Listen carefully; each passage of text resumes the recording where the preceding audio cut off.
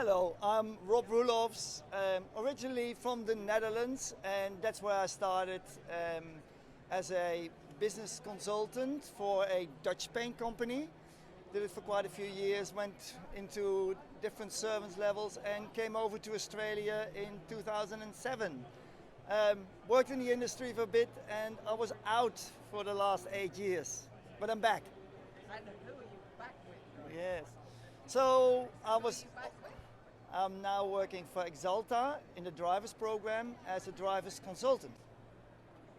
Being back now, I think after 8 years, I've missed so many people, and I'm really walking around here at the trade show and being back at Axalta.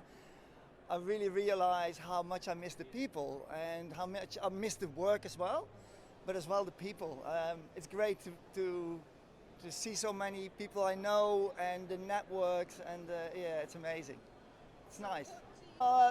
Look, the thing I always used to say is the negativity, but I must say I've only been back for a week, and I haven't had any negativity. It's been a warm bath, but I don't like negativity.